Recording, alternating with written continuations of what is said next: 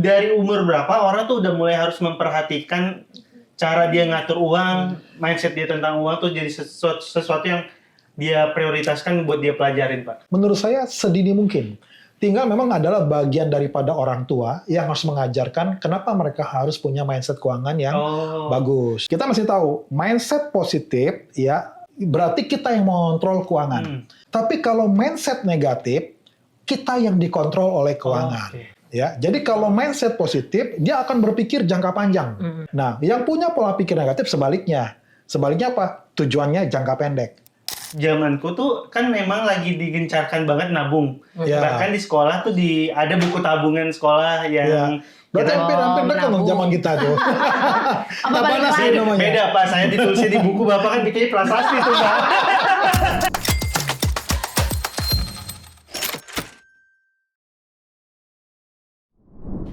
Kembali lagi di Patungan. Podcast tentang keuangan. Hari ini kita mau bahas apa, Mbak Sandra? Tentang mindset keuangan. Wih. Karena setiap generasi tuh mindset tentang keuangannya berbeda-beda. Iya. Apalagi sekarang mindset keuangan dari zaman dulu sampai sekarang tuh semakin jauh arti tentang ngatur keuangan itu seperti apa. Mungkin dari Pak Firman dulu tentang mindset keuangan. Langsung Pak Firman. Oke. Saya sebelum itu saya mau joget dulu. Gantian. Oke, gas. Biar mudah nih. Oke, gas. Oke, mindset tentang keuangan. Nah, berarti mindset itu adalah pola pikir ya? Benar. Atau cara pandang terhadap sesuatu. Ya. Nah, kita mesti tahu bahwa pola pikir atau cara pandang terhadap sesuatu ini sangat menentukan bagaimana kita membuat keputusan dan bagaimana kita merespon atau bereaksi terhadap tantangan. Ya. Nah, jadi kalau kita bicara tentang mindset keuangan, berarti pola pikir tentang keuangan atau cara pandang tentang keuangan. Jadi, bagaimana kita mengelola keuangan kita dan bagaimana kita membuat keputusan mencakup tentang penghasilan, tentang pengeluaran, tentang berinvestasi, tentang menabung, tentang kita bagaimana membuat tujuan keuangan jangka panjang, perencanaan jangka panjang. Nah, itu sebabnya memang penting kita bicara tentang mindset keuangan. Yang Pak Firman paling ngerasain bedanya dari zaman dulu sama zaman dulunya Pak Firman ini kan dulu banget ya. Padahal nyalain api masih pakai batu gini kan ya, Pak. Nah, karena mungkin dari sisiku dulu ya, yang aku rasain bedanya dulu sama zaman sekarang, mungkin zamanku tuh kan memang lagi digencarkan banget nabung. Bahkan di sekolah tuh ada buku tabungan sekolah yang berarti hampir dekat dong zaman kita tuh. Tabanas sih namanya. Beda, Pak. Saya ditulisnya di buku, Bapak kan bikinnya prasasti tuh, Pak. Pakai ini ya. Dipahat di prasasti. Nggak bisa dihapus. Iya.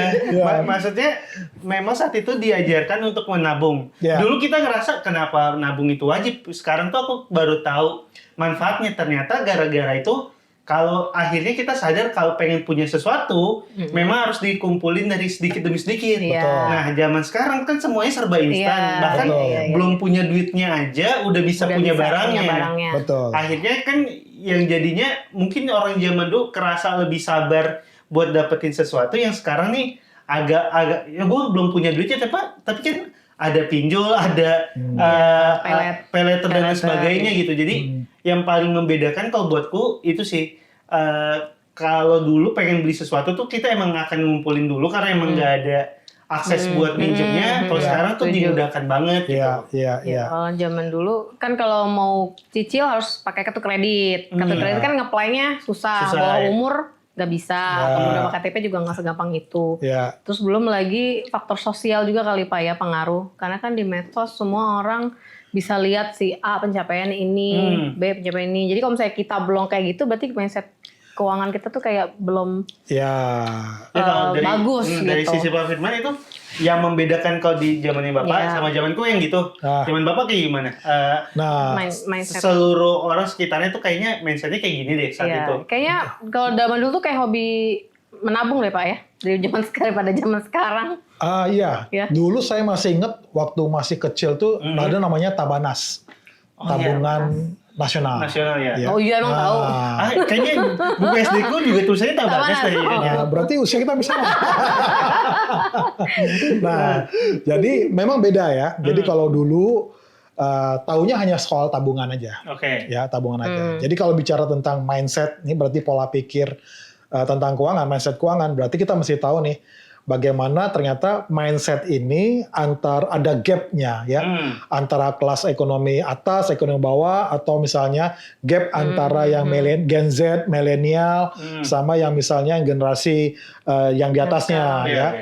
Nah, memang kalau mau dilihat ada perbedaan sih. Apa misalnya? Ya, misalnya kalau dulu ya menabungnya misalnya di celengan gitu kan. Nah, kalau misalnya tadi Mas Yuda mungkin udah pakai buku tabungan gitu kan. Nah, kalau Sandra di paylater. Kenapa dia lebih muda? Ya. Oh, terbalik ya? Terbalik. Nah, jadi mindset tentang menabung ini masing-masing orang beda-beda. Ya, jadi tergantung dari generasinya. Nah, kalau kita bicara generasinya, itu yang mempengaruhi adalah tadi yang seperti Sandra bilang, faktor sosial. Nah, kalau dulu nggak ada tuh yang namanya handphone, misalnya sosial media seperti sekarang. Pamer sana, pamer sini. Dulu juga yang namanya berita itu dulu pakai koran. Kalau misalnya dia nggak ada duit, dia nggak bisa beli koran ya. Jadi akses kepada informasi tentang informasi tentang keuangan, akses terkait dengan literasi keuangan itu nggak yang seperti yang sekarang. Ya. Nah, jadi kita bicara tentang gap sosial terkait dengan mindset keuangan, itu juga pasti mempengaruhi ke masing-masing generasi. Jadi kalau saya lihat sih, ya biasanya yang dulu ya, itu mungkin lebih bijak dalam hal mengelola keuangan. Bijak dalam hal spending ya. Karena nggak ada tuntutan dari sekitar. Maksudnya tadi kan Mbak Sandra ngangkat soal kalau sekarang ada sosmed yang bikin kita jadi iri. Saat itu emang nggak ada rasa iri, Pak. Kalau kan emang nggak ngelihat dunia banyak lewat sosmed, tapi kan tetangga-tetangga atau emang yang kayak gitu jarang terjadi. Kayaknya ada. Saya masih ingat dulu, mama saya misalnya bilang, "Pak, itu tetangga baru beli mobil, Pak, tetangga baru beli TV baru," gitu ya. Ada. Kayaknya tetap ada. Rasa iri itu tetap ada. Tetap ada, cuma lingkupnya lebih kecil. Betul. Iya, betul. Nggak meluas. Ya. Kalau ini mungkin, loh, sini beli. Lu kenapa nggak beli gitu ya? Nah, jadi tekanannya mungkin berbeda. Gitu. Tekanannya berbeda karena dulu kalau yang sekitar rumah doang yang kita tahu. Saat ini nggak sekitar rumah pun tahu gitu. Betul. Nggak cuma sekedar beli sih, mungkin lihat konser sana, konser sini sih, itu ikut. Nah, jadi pengen. Nah, jadi FOMO-nya lebih banyak ya sekarang. Iya, betul. FOMO-nya lebih banyak. Nah, jadi kalau bicara tadi mindset tentang pola pikir atau cara pandang, ada dua tuh. Cara pandang bagaimana mengelola uang dan cara pandang bagaimana membuat keputusan ya terkait dengan penghasilan, terkait dengan misalnya pengeluaran ya. Nah, karena bagaimana kita mengelola uang itu pasti akan menentukan bagaimana kita mencari penghasilan atau bagaimana kita mengatur pengeluaran. Contoh, sesuatu yang didapat dengan mudah, pasti dengan mudah juga dia akan lepas. Benar. Nah, jadi kalau misalnya dia merasakan ternyata susah ya cari duit ya, ternyata susah ya mengatur antara pengeluaran dan pemasukan, ternyata susah ya saya mau punya tabungan dan darurat, ternyata susah ya saya misalnya untuk mendapatkan nilai investasi yang mau sekian. Nah, itu pasti akan mempengaruhi bagaimana kita mencari penghasilan kita atau bagaimana kita untuk berinvestasi. Nah, jadi itu yang paling penting. Jadi mindset itu ada dua, ya, tentang growth mindset. Satu lagi adalah dengan fixed mindset. Jadi kalau growth mindset, dia percaya bahwa kemampuan dia itu akan bisa ditambah, bertumbuh ketika dia ada usaha. Nah, tapi kalau yang fixed mindset, dia akan bilang, wah, inilah gua, pemberiannya seperti ini. Gua emang begini orangnya. Orang begini, terima apa adanya. Nah, jadi ini yang kita harus tahu bahwa dalam mindset terkait dengan keuangan juga, itu akan mempengaruhi seperti apa tadi kita mengelola uang dan seperti apa kita membuat keputusan terkait dengan mencari penghasilan tambahan atau menghargai apa yang kita punya sekarang terkait dengan pengeluaran dan bagaimana kita berinvestasi, bagaimana mengelola resiko investasi. Nah, itu sangat mempengaruhi. Nah, Pak, kalau dalam dunia keuangan, growth mindset sama fixed mindset ini tuh lebih mending yang mana? Karena kan bisa jadi orang yang kayak gue kayaknya udah nyaman sama satu source platform ini atau satu instrumen ini, nggak mau coba yang lain, itu nggak apa-apa tuh gimana? Kan zaman berubah ya, apalagi dengan zaman yang sifatnya digital seperti sekarang, itu perubahan begitu cepat. Nah, kita ambil contoh misalnya kalau punya yang paling tepat adalah untuk menjawab yang Bang Yuda, ya kita harusnya yang growth mindset. Jadi kita harus menambah kemampuan kita dengan kita berusaha untuk yang lebih gitu loh. Nah, kita ambil contoh misalnya tentang keuangan, misalnya antara kita sedikit tabungan ya. Tabungan berapa sih bunganya? Kalau dia ngerasa fix di tabungan, selamanya ngerasa tabungan udah paling aman. Padahal untuk zaman sekarang itu udah nggak lagi relevan. Betul. Dia berpikir ya nabung ya nabung lah, namanya tabungan. Tapi sekarang kalau kita lihat dengan yang namanya inflasi, yang sekarang rata-rata misalnya inflasi BPS itu berapa? 3, sekian kan? Kenyataannya kan nggak gitu. Contoh kita ambil gorengan deh, dari berapa ke menjadi berapa. Itu inflasinya bukan 3% loh, itu double digit. Gorengan waktu zaman Bapak masih 25 perak ya Pak? Ternyata dapat 4 ya. Sampai dapat 4 ya Pak? Nah, tadi ya kembali tadi ya, tabungan yang seperti itu. Kalau sekarang, kalau kita punya tentang mindset keuangan yang bertumbuh, ya misalnya, sekarang kita tinggal bisa misalnya mencari, kita menabung di obligasi pemerintah. Misalnya. Oh iya benar-benar. Ibaratnya kalau misalnya tabungan kan bisa cair kapan, bisa kita ambil kapan aja. Nah kalau deposito kan kalau kita mau ambil kena penalti. Nah sekarang kalau kita berpikir bahwa ada tuh produk investasi yang sebenarnya itu bisa saya beri kapan aja. Nah itu apa namanya? Ya obligasi yang kita bisa jual di pasar sekunder. Bunga kita dapat misalnya obligasi sekarang yield to maturity-nya 6-7%. Deposito aja 2-3,5%, 2-4%. Kalau bank-bank yang besar ya, paling 2,5%, 2-3%. Nah, kalau tabungan itu nggak nyampe 1%. Nah, kalau kita punya growth mindset yang benar nih ya kita akan berusaha mencari tahu, wah ternyata kalau saya misalnya di tabungan, wah ini akan membuat uang saya akan kemakan dengan inflasi. Nah, yang tadi ada benarnya juga bahwa mindset keuangan kita tuh ada gap-nya, gap sosialnya. Biasanya orang yang menengah atas ya atau orang atas, mereka punya akses literasi keuangan yang baik. Ya, mereka akan berinvestasi, fokus kepada investasi prioritasnya. Karena apa? Kebutuhannya udah dia tercukupi. Tapi yang menengah ke bawah, mereka fokus pada kebutuhannya dulu. Nah, kalau dia punya yang mindset yang tadi, fixed mindset, dia akan menyerah pada keadaan. Tapi kalau dia punya growth mindset, nggak bisa nih. Ya, gua harus bisa mendapatkan nilai investasi tertentu. Dia berupaya untuk tadi meningkatkan penghasilan, ya, mengatur pengeluaran, lalu dia menabung atau dia berinvestasi. Nah, jadi itu. Dan walaupun emang pastinya kalau kita fixed mindset tuh pasti jauh lebih nyaman dibanding yang growth. Betul. Karena kita udah terbiasa sama itu. Belajar hal baru kan gak selalu menyenangkan gitu. Cuma emang kalau mau bisa melakukan sesuatu yang baru, ya pasti harus ngelewatin gak nyamannya gitu kali Pak. Betul. Sama mungkin mindset keuangan yang biasanya diajarin dari dulu nih Pak. Kalau dibilang kan cari uang tuh susah gitu kan. Itu kan jadi tercermin masuk ke kita, masuk ke alam bawah sadar. Jadi ya udah, karena orang tua bilang cari uang susah, sampai sekarang susah gitu kan. Betul. Tapi kalau misalnya kita tahu alpa kita di mana, skill kita di mana, terus kita terobos itu semua hambatan-hambatan, sebenarnya cari uang kan bukan susah, tapi kita belum nemu aja kliknya di mana. Kalau buat saya tuh cari uang itu mudah. Asal duitnya cuma sedikit. Kalau 2.000, kita bisa di pinggir jalan kasih botol aqua dapat 2.000. Coba kalau nyarinya 20 miliar, susah tuh jadi susah. Ingat, cari duit itu mudah kalau duitnya sedikit. GoPay bisa cari aja di jalan ada dapat GoPay. Betul. Tapi kalau jumlahnya udah makin banyak akan jadi jauh lebih susah gitu.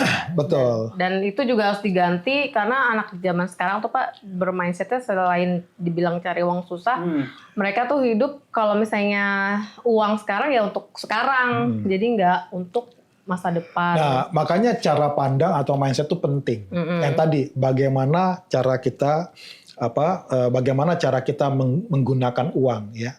Kemarin bagaimana cara kita membuat keputusan ya. Nah, jadi Itu. Jadi mindset atau pola pikir itu adalah bagaimana kita membuat keputusan dan bagaimana kita mereaksi terhadap tantangan. Tadi yang dibilang, jadi kalau misalnya dia merasa semuanya cukup bla bla bla bla, berarti kan reaksinya adalah menganggap lah tantangan itu ya inilah batasan gua cukup gitu lah ya. Nah, padahal sebenarnya nggak boleh begitu kan. Nah, makanya ada istilah yang sering menjadi masalah itu bukan masalahnya.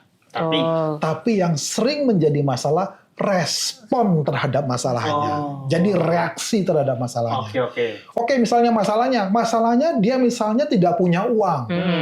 Ya, responnya harus yang benar adalah dia berusaha untuk meningkatkan penghasilannya supaya dia bisa punya uang dan bisa tabung dan bisa investasi. Benar. Tapi kalau responnya salah, wah, udahlah, nyolong motor lah. Emang begini. Udah beginilah nasib gua, takdirnya beginilah gitu kan. Dengan mungkin dibungkus dengan kata bersyukur dengan keadaan kita seperti sekarang, udah nikmati saja. Tapi kalau yang punya growth mindset, dia berpikir bukan begitu. Ya, ada satu tantangan titik yang harus dia capai dan dia akan berusaha untuk dia bisa mencapai titik tersebut. Makanya mindset keuangan itu penting. Iya, betul. Itu Pak, yang jadi masalah yang tadi Pak Firman ngomong kan, kita harus growth mindset dan lain sebagainya. Cuma kan kita juga tahu nih soal edukasi keuangan kita nggak merata. Ya. Itu jadinya akan gap kalau yang orang-orang Jakarta, buatku ya, di Jakarta aja gapnya tuh segini jauh. Apalagi sama yang di luar Jakarta. Betul, ini kan bikin nambah kesenjangannya makin tinggi dong Pak. Kalau yang ngerti, yang nggak ngerti jadi nggak ngerti gitu. Betul. Mungkin kalau dulu itu bisa dijadikan alasan. Tapi kalau sekarang dengan akses informasi yang udah begitu mudah diakses, seharusnya alasan itu kurang tepat. Benar. Karena apa? Sekarang kalau kita mau bicara terkait dengan akses informasi tentang keuangan, itu kita bisa temukan dengan mudah. Ya. Benar. Nah, makanya bagi teman-teman yang ingin tahu tentang apa? Tentang keuangan, ya, tentang belajar tentang keuangan. Nah, jangan lupa subscribe YouTube kita. Betul. Karena kita kan ngomongin keuangan secara tipis-tipis. Secara lebih mudah buat dicerna. Jadi nggak ngomongin keuangan tuh nggak selamanya bikin pusing gitu ya Pak. Betul. Nah, jadi kita mesti tahu mindset positif ya pasti akan berarti kita yang mengontrol keuangan. Tapi kalau mindset negatif, kita yang dikontrol oleh keuangan. Ya, jadi kalau mindset positif, dia akan berpikir jangka panjang.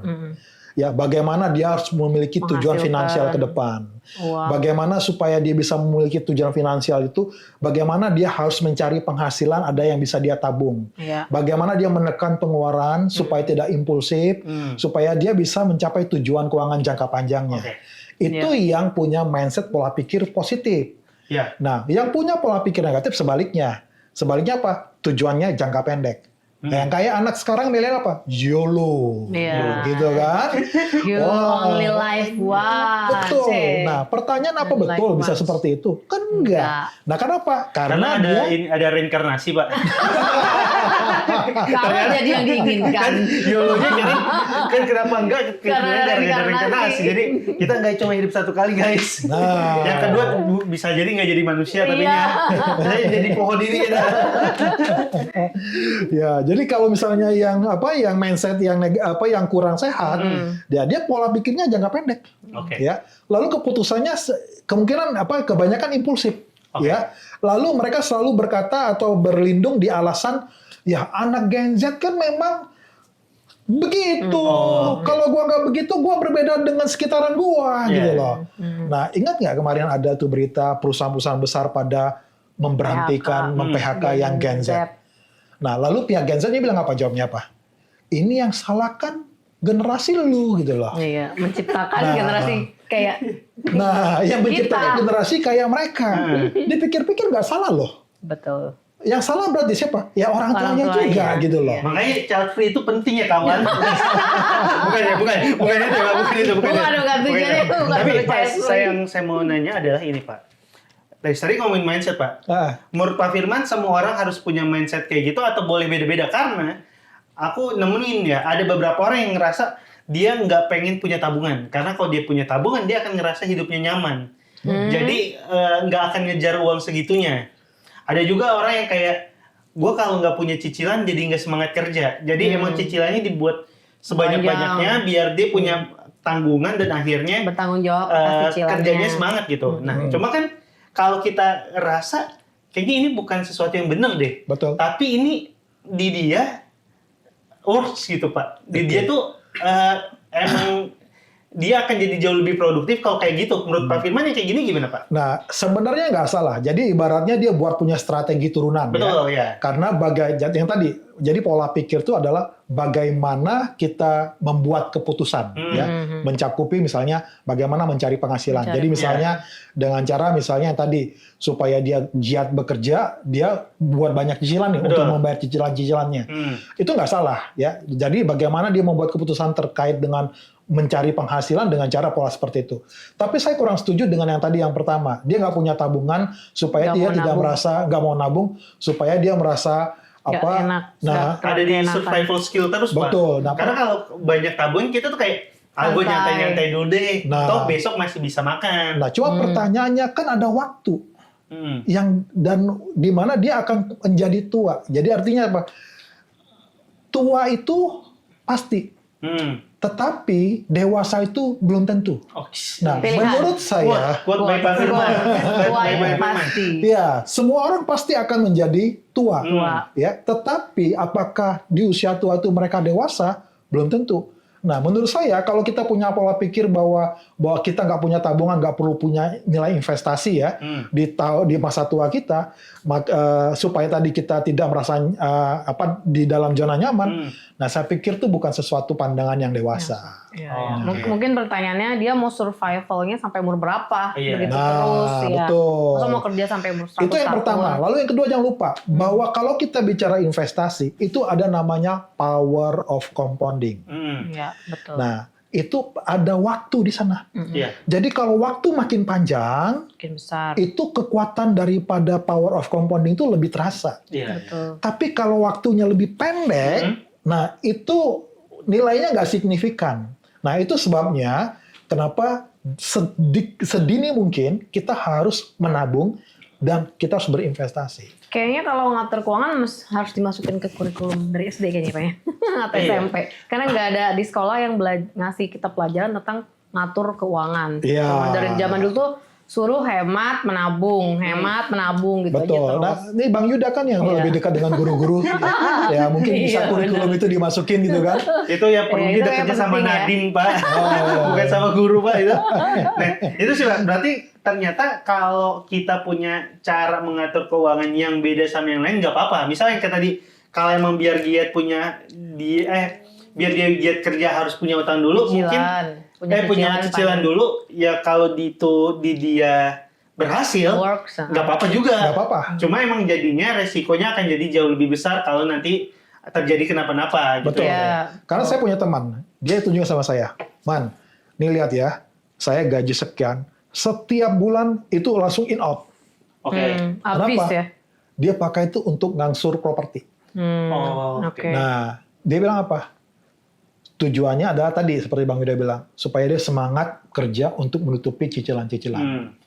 Nah, saya tanya, "You yakin bahwa penghasilan lu akan tetap?" Dia bilang, "Ya, gua harus paksa." Iya kan? Nah, dia bilang harus paksa. Rupanya pas diselidiki dia ngomong gini, "Masalahnya, gua kalau pegang uang cash, itu biasanya gua habis untuk sesuatu keputusan pembelian yang impulsif." Nah, untuk menutupi kekurangannya itu dengan cara dia seperti itu. Jadi sebenarnya dia ada masalah di sini. Betul. Nutupnya pakai cara kayak gitu. Strateginya. Yang penting sebenarnya mau strateginya bagaimana silakan. Yang penting tujuannya tercapai. Nah, jadi itu yang paling penting. Tapi pertanyaannya nih Pak, kalau misalnya di tengah-tengah dia sakit atau kena PHK, itu cicilan kan mesti berjalan. Makanya kan itu yang tadi perlu kita ada resikonya juga. Ukur resikonya. Kecuali cicilan kita misalnya properti atau barang tuh bisa ngasilin duit lagi ke kita disewa atau diapain gitu kan Pak. Betul. Berarti ada resiko juga. Kalau tadi teman Pak Firman tuh berarti kan sumuran Pak Firman ya Pak? Iya. Nah kalau menurut Bapak nih, dari umur berapa orang tuh udah mulai harus memperhatikan cara dia ngatur uang, mindset dia tentang uang tuh jadi sesuatu yang dia prioritaskan buat dia pelajarin Pak? Kalau saya bilang sedini mungkin. Sedini mungkin, dan cara belajarnya gimana? Nah, cara belajarnya dengan mudah ya. Sekarang kita ambil contoh misalnya ada acara literasi keuangan yang masuk Ghost to Campus ya. Atau misalnya dia udah punya KTP di usia SMA ya, 17 tahun kelas 3. Nah, menurut saya sedini mungkin. Tinggal memang adalah bagian daripada orang tua yang harus mengajarkan kenapa mereka harus punya mindset keuangan yang bagus. Jadi peran orang tua penting. Penting sekali, penting. Nah, yang Pak Firman udah lakuin di rumah untuk mengajarkan mindset keuangan ke anak Bapak gimana, Pak? Saya ajarkan anak saya untuk mereka mulai trading saham. Oh, dibukain akun sahamnya ya kan bisa emang sekarang. Kenapa, Pak? Langsung Bukan investasi ya? Iya, kenapa langsung trading saham? Langsung scalping ya. Karena gini ya, yang power of compounding.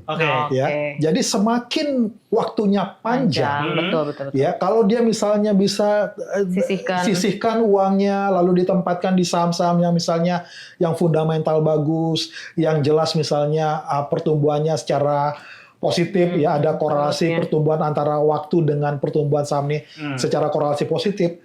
Ya, saya pikir dia rajin aja menabung ya. Nah, itu udah beda dengan kalau dia menabung di tabungan yang biasa yang kalah dengan inflasi. Jadi pertama kali yang diajarin langsung tradingnya, Pak? Atau sebelumnya investasi? Ya, saya ajarin tentang investasi, kenapa beli saham. Oke, itunya dulu. Betul, bahwa saham ini untuk jangka panjang, powerful. Ya tinggal nabung aja. Kalau nggak tahu kapan masuk, kapan jual, ya tinggal nabung aja di sana. Cari saham-saham yang fundamentalnya bagus. Nah, saya ajarkan seperti itu. Ya mereka bilang, saya ajarkan mereka harus menyisihkan dari dana yang bulanan yang dikasih mamanya. Uang jajan ya? Nah, jadi uang dia jajan. udah belajar budgeting juga ya? Belajar budgeting. Jadi harus ada yang disisihkan. Ya, mamanya kasih berapa, saya bilang 10% minimal kamu harus sisihkan. Mas Anda ini yang bilang mamahnya kasih berapa, Pak Firman berarti nggak ngasih, Pak. Mamanya kasih berapa, Pak Firman ngajarin doang, nggak ngasih. Papanya ngasih ke mamanya. Oh, papanya ngasih ke mamanya. Oh gitu. Mamanya kan menteri keuangan. Menteri keuangan. Kirain papanya nasihatin, mamanya ngasih duit. Karena hasil investasinya udah berkembang, papanya ambil lagi. Saham saya di situ.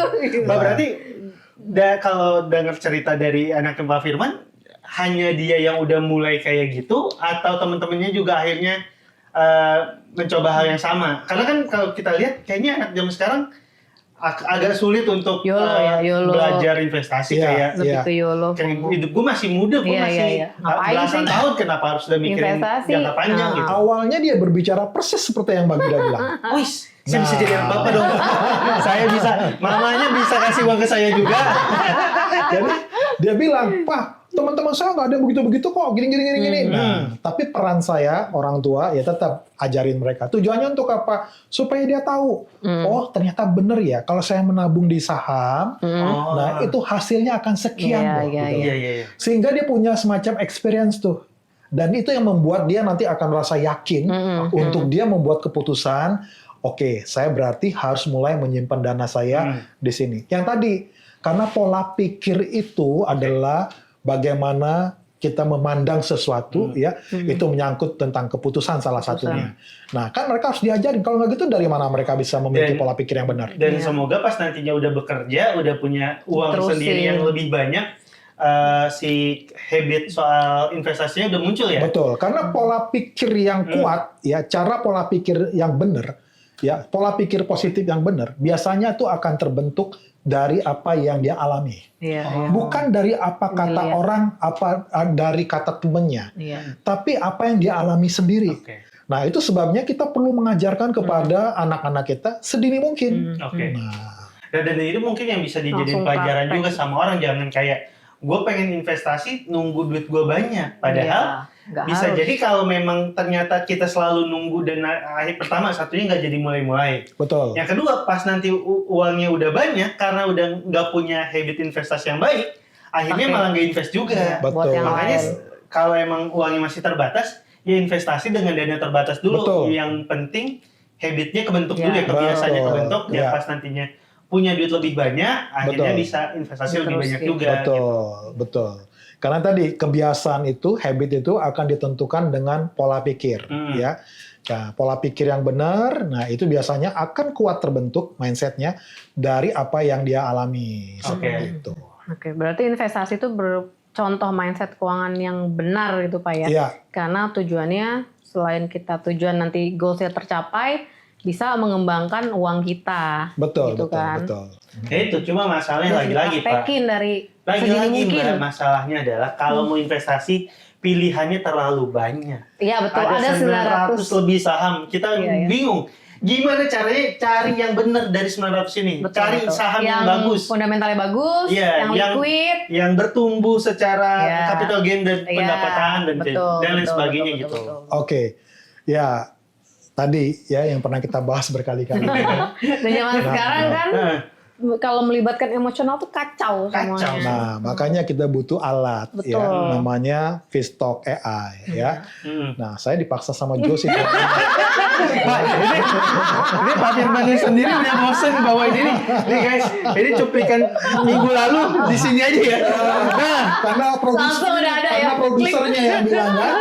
Nah, tapi memang benar. ya. Apa? Memang karena memang yang tadi orang itu kan akan contoh ya. ya. Bagaimana sih saya memilih dari ratusan saham ya? Ya ratusan. Ya. Ntar lagi mau ribuan Pak. Nah, ntar lagi ribuan ya dengan target dari pemerintahan yang Iya. baru Iya. ya BI itu pasti akan ribuan. Nah, pertanyaannya gimana cara saya memilih gitu kan? Nah, itu sebabnya memang kita butuh bantuan tools bagaimana sih saya bisa memilih kembali lagi. Oke. Ingat kalau misalnya kita punya aplikasi misalnya tentang belajar bahasa Inggris lah atau Iya. belajar asing. Itu sekarang banyak AI ya Iya. dalam bentuk aplikasi yang mengajarkan untuk kita melatih kita. Nah, pertanyaan Benar, saya, ya. mereka yang membuat aplikasi atau AI ini siapa? Orang Manusia. pinter kan? Iya, Betul, betul. ya. Nah, mereka buat aplikasi ini sehingga orang yang tidak punya kemampuan menggunakan aplikasi AI ini akhirnya dia bisa. Oke, betul. Nah, ini hampir mirip. Jadi Oh, oke. orang yang tidak bisa misalnya investasi saham atau transaksi saham, nah mereka menggunakan AI yang memang didesain dari orang-orang yang memang mengerti ya. Mempermudah. Lalu dia membuat tools ini untuk membantu orang yang tidak mengerti bisa. sehingga Oh, ya. dia bisa. Oke. Nah, bagaimana selanjutnya adalah mereka ini akhirnya menggunakan alat bantu ini untuk mereka mahir. Benar, dan kalau emang udah menggunakan bisa jadi ini jadi satu cara belajar. Betul. Oh, ternyata kenapa ini nunjukin saham ini? Ternyata alasannya karena ini gitu. Kenapa ya saham ini ternyata oke ini bener nih gitu Iya, kan? Iya. Oh, dia kan Misalnya sedikit. jadi- Oh, karena begini. Jadi mau Jadi ngulik pengen lebih. ngulik lebih. ya. Lalu kenapa ya ini turun ya? Padahal AI-nya mengatakan begini. Oh, karena begini. Akibatnya dia makin pintar. Jadi bisa jadi AI itu pemantik Analisa. kita untuk belajar lebih gitu ya Pak. Betul. Sebagai Ya. tools. Iya. Jadi namanya AI-nya apa Pak? Fitstock AI. Di sini dong. Fitstock AI. Ya, Fit itu artinya finance, investment, ya. Lalu talk ya. Lalu yang berikutnya tentang future investing talk ya. Oke. Atau Fit itu cocoklogi. Cocokologi. Kenapa Pak? Karena memang kita ingin dari pola, dari saham naik, saham turun, dari training data itu yang kita ajarkan kepada proses machine learning ini untuk dia mencari algoritma. Nah, algoritma inilah yang akan membantu machine learning ini untuk lihat, untuk pola-pola saham yang seperti ini ada probability untuk naik. Saham-saham seperti ini ada probability untuk turun. Oke. Nah, itu yang membantu terkait penggunaan daripada machine learning untuk investor pemula. Dan karena namanya Fitstock, pengennya orang-orang yang berinvestasi di sini badan dan pikirannya Jadi ikutan fit, Betul. Pak. Nggak mungkin pusing. Jadi benar ya? keuangannya fit, Fit, itu dia. bugar. Ya itu dia guys, patungan episode kali ini. Sampai ketemu lagi di episode berikutnya patungan. Jangan lupa buat like, komen, dan subscribe. Dan ingat, kalau ada bahasan apa yang mau dibahas, langsung aja Iya. tulis di kolom komentar. Dadah.